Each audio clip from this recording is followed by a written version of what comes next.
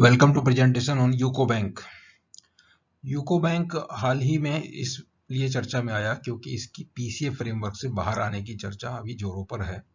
RBI ने हाल ही में आईडीबीआई बैंक को पीसीए फ्रेमवर्क से बाहर कर दिया।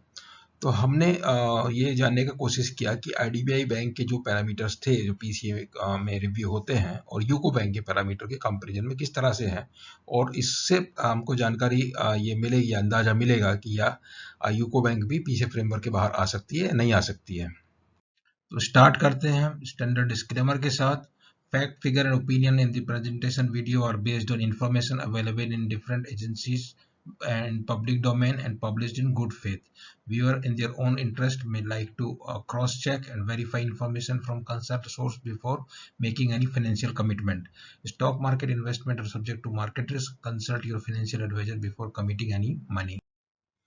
तो क्या हुआ कि 15 फरवरी को रियूटर ने एक न्यूज जो है पब्लिश किया, जिसमें ये कहा गया कि 4 बैंकों को, पब्लिक सेक्टर बैंकों को गवर्नमेंट ने जो है प्राइवेटाइजेशन के लिए शॉर्टलिस्ट किया है, और ये source based information, there is no confirmation from the government.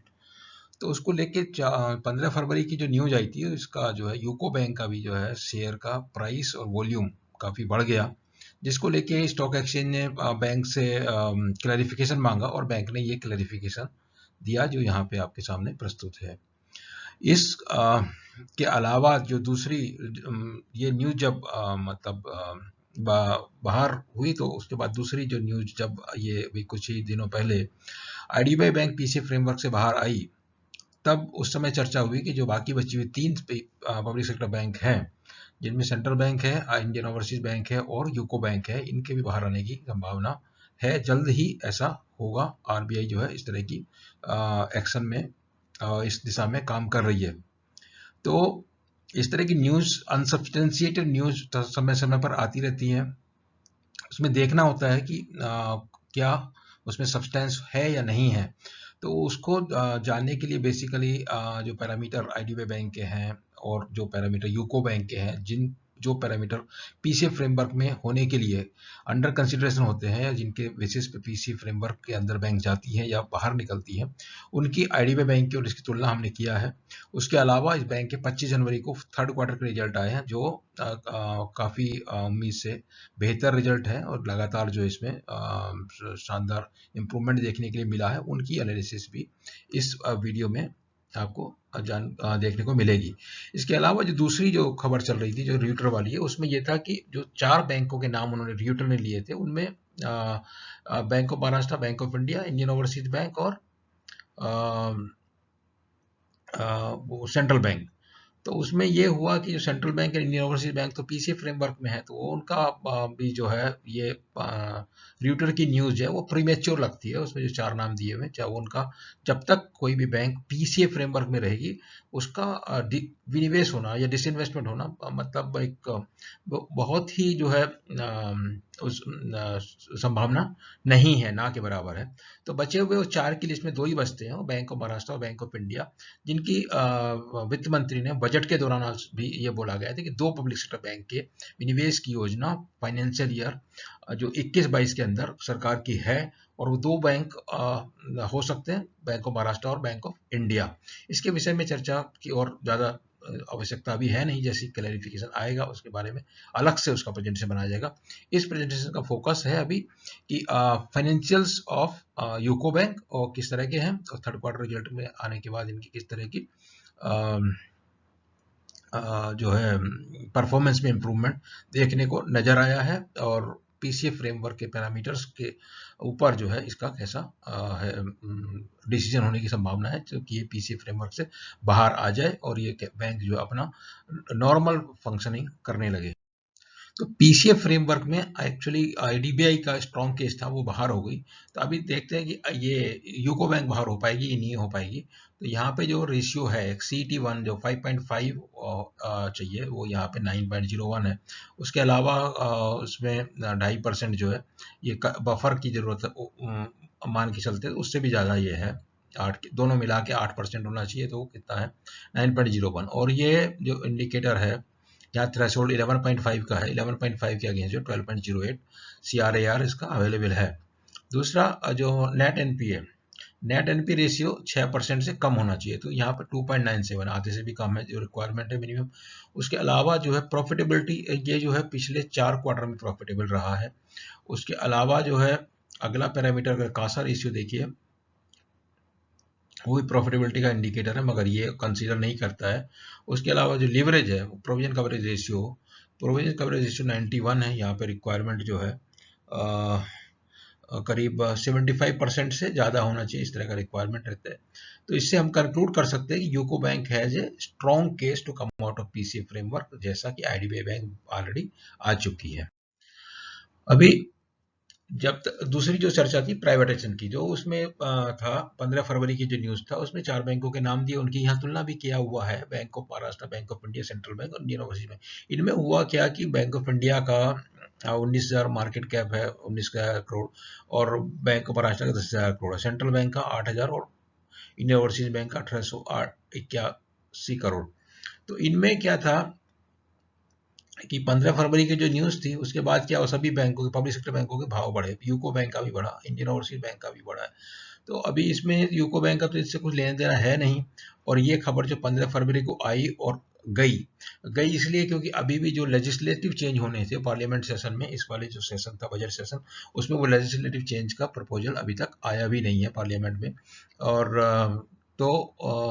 ये जो प्राइवेटाइजेशन जो है वो अभी और टाइम लगेगा, उसके बाद शेयर का भाव कई बार ऊपर नीचे होगा और आपको ट्रेडिंग का मौका मिलेगा, इन्वेस्टमेंट करने के लिए आप उचित समय की तलाश में रह सकते हैं। बाकी जो अभी थर्ड क्वार्टर की जो परफॉर्मेंस आई है दिसंबर एंडिंग की यूको बैंक की, उसको ध्यान से देखते हैं में हमको बहुत सारे पैरामीटर मिलेंगे। जो क्या है कि चौथा क्वार्टर प्रॉफिटेबिलिटी का 35 करोड़ प्रॉफिट डिक्लेयर किया, पिछले साल के तीसरे क्वार्टर में 960 करोड़ लॉस था। ऑपरेटिंग प्रॉफिट 1334 करोड़ जो 1210 करोड़ था पिछले साल में, 10% ग्रोथ है यहाँ पे।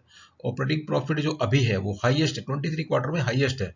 नेट इंटरेस्ट इनकम बैंक की जो है वो 1407 करोड़ है, जो पहले थी 1236 करोड़, 13% 14% इंक्रीज हो गई। अदर इनकम भी जो है 864 करोड़ है, जो 743 करोड़ है, ये भी बढ़ गई है। और total business of bank increase 3,19,000 crore, वो 3,02,000 करोड़ थी, 5.6% इंक्रीज यहाँ भी दिखाई दिया। डिपॉजिट जो है 2,02,000 करोड़, ये जो 1,88,000 करोड़, 7.5% इंक्रीज यहाँ पे नजर आई। कासा जो है 38.17, ये कम है, चिंता का विषय है, 40 के ऊपर होना चाहिए। Saving deposit bank increase 68,000 crore, 61,000 crore से 68 हो गई। तो इसमें हुआ क्या है, डिपॉजिट को और बढ़ने की जरूरत है, तो कासा इंप्रूव होगा, जो हो गई मगर काफी नहीं है। बैंक एडवांस जो है 1,16,000 करोड़ है, वो 1,13,000 करोड़ से बढ़े 2.5% इंक्रीज हुआ, ये कम है। ग्रॉस एनपीए बैंक के जो है 9.8% है, और नेट एनपीए जो था एक साल पहले 19.5% था, अभी 9%, आधा भी हो गया। मतलब ये क्या हुआ, 22,000 करोड़ से 11,000 करोड़। और एक पिछले क्वार्टर में 13,000 करोड़ थे।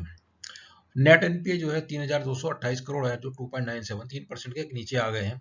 जो 6,000 करोड़ होते थे 6.34 पिछले साल के इस क्वार्टर में, और सेकंड क्वार्टर में 2.63% होते थे। तो काफी इंप्रूवमेंट यहाँ पे प्रोविजनिंग करने के बाद नेट एनपीए को कम किया। प्रोविजन कवरेज रेशियो 91.22 है, जो 83.71 था, और अभी जो पिछले क्वार्टर में 89.82% था।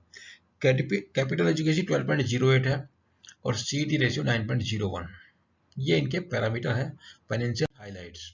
तो इन्हीं को अभी अलग अलग तरीके से समझाने का कोशिश किया गया। जो business 5.62% increase, net interest income 13.79% Y increase, operating profit 10% increase, net profit 35 crore, saving deposit 11%, gross NPA 9.8, net NPA 2.97, PCR 91.22।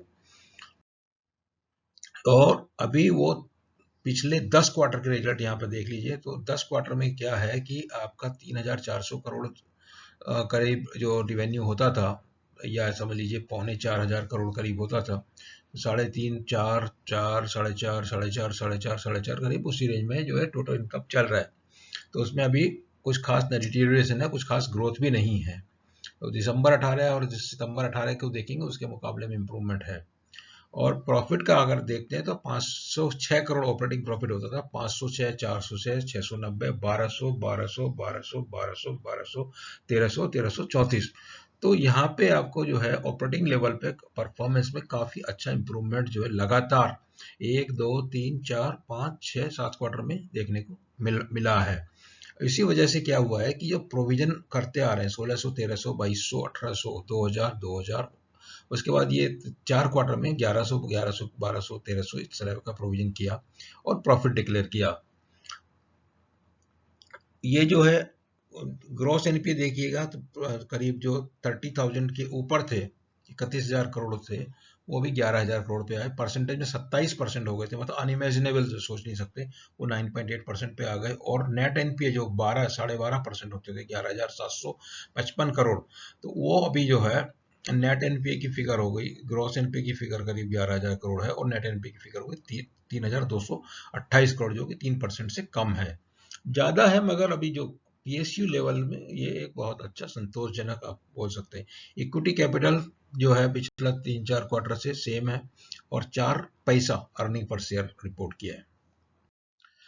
ये ऑपरेटिंग प्रॉफिट का आप ग्राफ देख लीजिए, जून 19 से कितना है। इसमें 7 क्वार्टर का दिया हुआ है, पिछले साल का दिया, और इस साल के 3 क्वार्टर का ऑपरेटिंग प्रॉफिट किस तरह से बढ़ रहा है, नेट प्रॉफिट किस तरह से बढ़ रहा है। ये पॉजिटिव वाला जो दिया हुआ है 16, 21, 30 और 35 करोड़।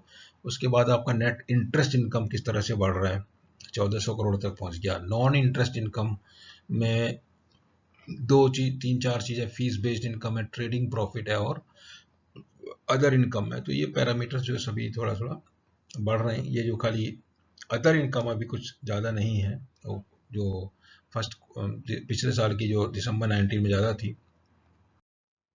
अभी प्रोविजन कवरेज रेशियो लगातार 77% जून 19 से अभी बढ़ा के 91.22% आ गया। और ये रेस्ट्रिक्शन के बावजूद इतना अच्छा परफॉर्म कर रहे हैं। अगर रेस्ट्रिक्शन अगर को निकाल लिया जाएगा तो डेफिनेटली बहुत अच्छा परफॉर्मेंस ये बैंक का देखने को मिलेगा, ऐसा उम्मीद करके चल सकते हैं। तो 24 करीब 25% ये होता था नेट एनपीए, जो ग्रॉस एनपीए, जो घट के जो 9.8% पे लाए। उसके अलावा रिकवरी जो है, रिकवरी का भी अच्छा जो है अभी ये 200 300 500 करोड़ करीब और 600 करोड़ के आसपास जो है रिकवरी जो है देखने को है। उसके अलावा कासा में अगर है, कासा में क्या हुआ है, इनका डिटीरियोरेशन हो रहा है। दिसंबर 19 में 40% था, 13 में 38 हो गया। तो ये चिंता का विषय है। इसमें शायद जो बल्क डिपॉजिट जो है वो बढ़ गया और डोमेस्टिक वो जो सेविंग और करंट अकाउंट का जो है परसेंटेज शेयर घटा हुआ है उस तरीके से। ऑल्दो सेविंग डिपॉजिट भी बढ़ रहा है, लेकिन वो ज़्यादा बढ़ा है। और रिस्क वेटेड असेट और ये कैपिटल एजुकेसी 12.08। उसके अलावा आप ऑपरेटिंग परफॉर्मेंस देखिए, नेट इंटरेस्ट इनकम देख लीजिए, 5,000 करोड़ थी, अभी तो 12, 13, 13, 14, तो करीब थोड़ा इसमें फुल ईयर में अच्छा इंप्रूवमेंट देखने को मिलेगा। और ऑपरेटिंग प्रॉफिट में भी उसी तरह से जो है हाई इंप्रूवमेंट देखने की संभावना है। प्रोविजंस दिया हुआ है और ठीक 1200-1300 करोड़ का पिछले क्वार्टर में जो था, और नेट प्रॉफिट 35 करोड़ डिक्लेयर किया। वाई क्यू भी 17% इंप्रूवमेंट है। वाई जो है तो वो तो निगेटिव था, उसमें कुछ देखने का नहीं समझ में आया है। प्रोविजंस जो है जैसा बताया कि ये पिछले 2 क्वार्टर में करीब करीब उतना ही रखा। और जो आपको एक रैम होता है रिटेल एग्रीकल्चर एमएसएमई, इसमें का शेयर जो है 23% से 26% इम्प्रूवमेंट हुआ है रिटेल का।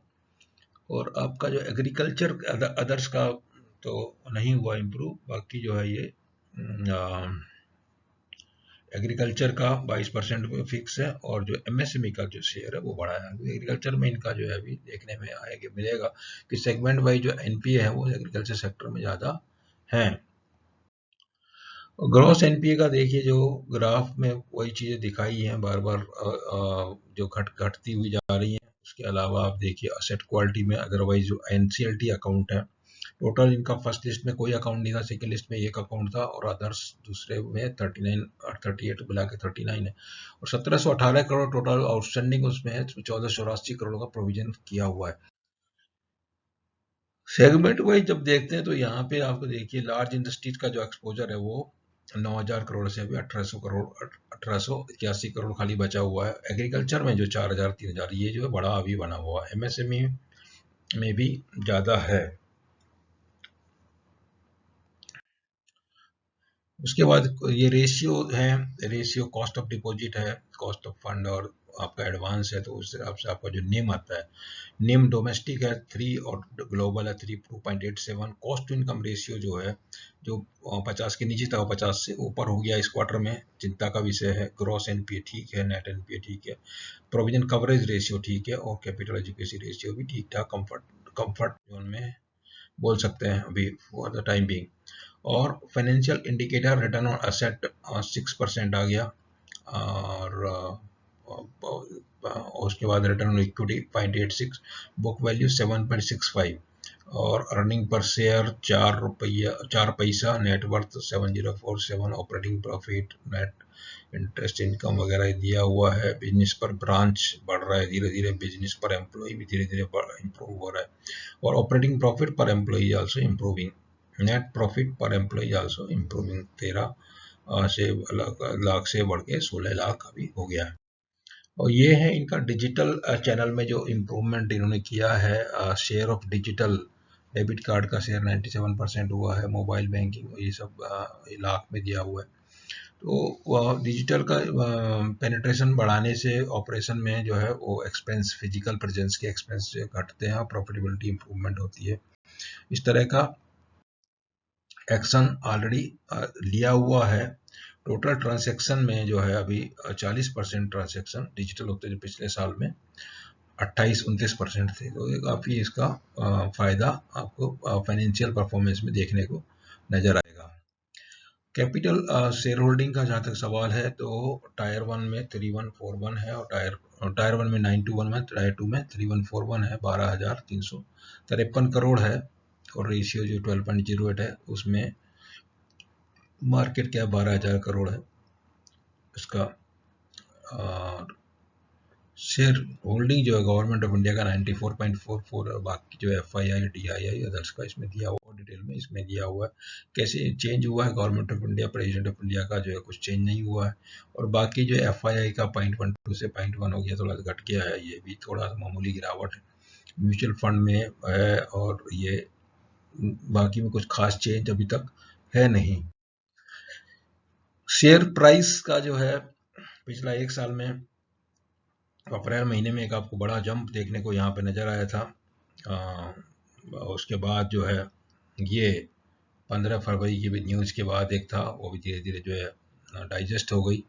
तो ये देखकर ये PCA से बाहर आएगी तो एक अच्छा प्राइस मूव मिलेगा, उसके लिए इन्वेस्टमेंट के लिए मौका देख के उसमें निवेश किया जा सकता है। और जैसे कि वैल्यूएशन अगर देखते हैं, तो ये पूरा डाटा है हमारा है 18 फरवरी का। 18 फरवरी को जो था यूको बैंक का मार्केट कैप था 15,000 करोड़, और वो अभी वो 15 रुपए के भाव में था, अभी भी 14-15 इसी रेंज में है। और इसमें जो है जो पुराना डाटा है 13 अगस्त 2020 का, उसके मुकाबले जो है 10% खाली इम्प्रूवमेंट हुआ है, और इसके लिए इसमें इम्प्रूवमेंट की काफ़ी संभावना बनी हुई है। और PCA वाला एक इसमें बहुत अच्छा ट्रिगर है।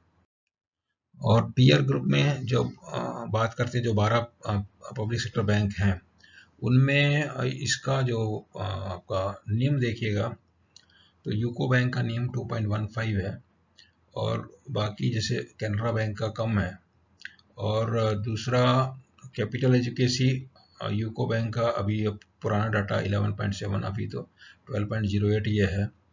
तो इस तरह से इसमें संभावना जो है इम्प्रूव्ड वैल्यूएशन का बराबर बना हुआ है, क्योंकि इसमें ज़्यादा प्राइस बढ़ा नहीं, बाकी का प्राइस काफ़ी बढ़ भी चुका है पिछले इसमें जो इम्प्रूवमेंट आया था, क्योंकि प्राइवेटाइजेशन लिस्ट में इसका नाम नहीं था। PCA फ्रेमवर्क में आने से इसको मोमेंटम मिलेगा।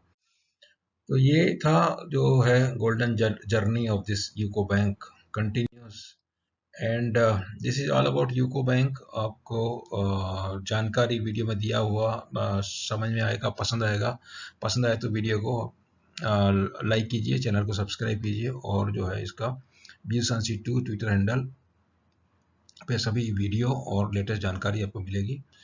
This is all about UCO bank. Thank you very much.